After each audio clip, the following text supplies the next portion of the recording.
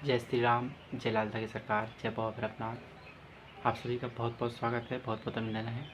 आज हम जानेंगे कि नेगेटिव ऊर्जा किस प्रकार पहचानेंगे और इसका समाधान क्या है, इससे कैसे बच सकेंगे हम।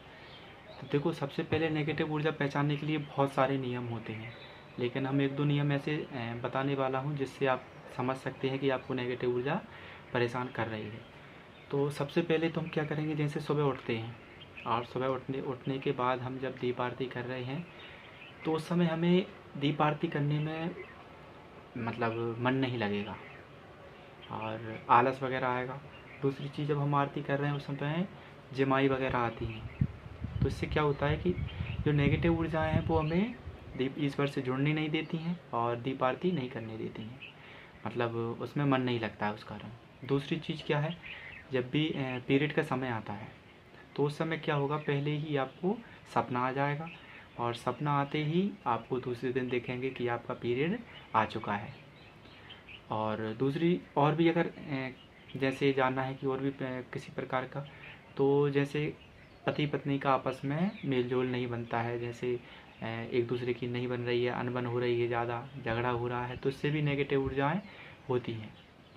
अब इसका हम समाधान देखेंगे कि इससे कैसे बच सकेंगे हम, तो इसके क्या उपाय होंगे। देखो, उपाय के लिए सबसे पहले तो हम देखेंगे कि जैसे हम दीप आरती कर रहे हैं या ईश्वर का ध्यान कर रहे हैं, ईश्वर के लिए हम जब मंदिर में गए तो वहाँ पे सबसे पहले आप दीप आरती कर रहे हैं, सबसे पहले अपना शुद्धिकरण करें, जल लिए उसको ग्रहण करें, अपने ऊपर छिड़कें, जिससे हम आत्मा हमारा शरीर सभी पवित्र हों। उसके साथ ही आप तिलक चंदन करें, ईश्वर को भी तिलक चंदन करना चाहिए और हमें भी। हम जब तिलक चंदन कर लगाते हैं तो उससे क्या है, सकारात्मक जो अच्छी अच्छी बातें हमारे अंदर प्रवेश करती है, जिससे हम अच्छी बातें, हमारे मन भी अच्छा रहता है। और तो इसलिए तिलक चंदन बिल्कुल हमेशा लगाना चाहिए दीप आरती के समय, जब भी आप तिलक चंदन ईश्वर को कर रहे हैं।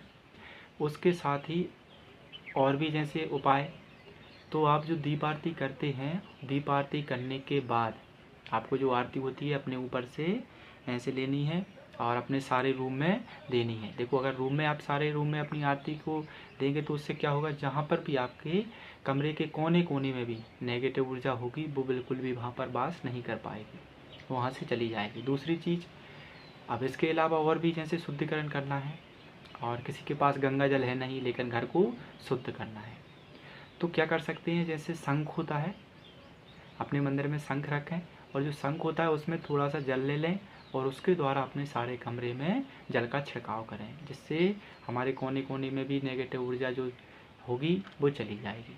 अब इसके बाद हमें अब और भी अचूक, और जो आचमनी होती है दीप आरती के बाद में, हमें तब भी चिन्ना मिर्च बोलते हैं जिसको, उसको भी लेना चाहिए। और आरती लेते समय क्या सोचना चाहिए कि जब भी हमने दीप आरती ईश्वर की है, ईश्वर की अर्चना की है, ईश्वर को तिलक चंदन किया है, सभी पूजा की विधि की है, तो ईश्वर का उस समय हमारे मंदिर में, हमारे भवन में ईश्वर का वास हो जाता है। तो ये समझें कि जब ईश्वर का वास है तो फिर कोई भी नेगेटिव ऊर्जा हमें परेशान नहीं कर पाएगी।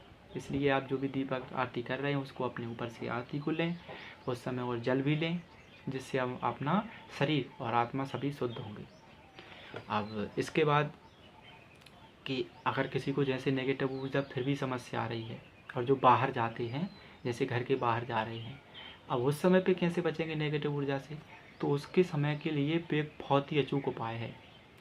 आप जब भी दीप आरती कर रहे हैं, दीपक में आपने देखा होगा कि फूल बनता है, उस फूल को आप थोड़ा थोड़ा करके रखते चलें और उस फूल में आप घी मिला लें, और ऐसा भी लगा सकते हैं, तो उसको लेकर आप अपने माथे पर लगा सकते हैं। अगर माथे पर नहीं लगा रहे हैं तो यहाँ पर भी लगा सकते हैं, कहीं पे भी लगा सकते हैं ईश्वर का आशीर्वाद के रूप में। और जैसे महिलाएं हैं तो वो अपनी नाभि पर लगा सकती हैं, और बहुत उत्तम होता है नाभि पे लगाना, तो अपनी नाभि पर लगाएं। और दीप आरती का होता है वो तो रखना ही है, लेकिन अखंड ज्योत का जो होता है वो, उसका बहुत ज़्यादा महत्व होता है। तो हो सके तो अपनी अखंड ज्योत का भी थोड़ा थोड़ा करके फूल को रखें और उसका तिलक चंदन करें और नाभि पर भी लगाएं, जिससे सभी नेगेटिव ऊर्जा से आप लाभ मिलेगा।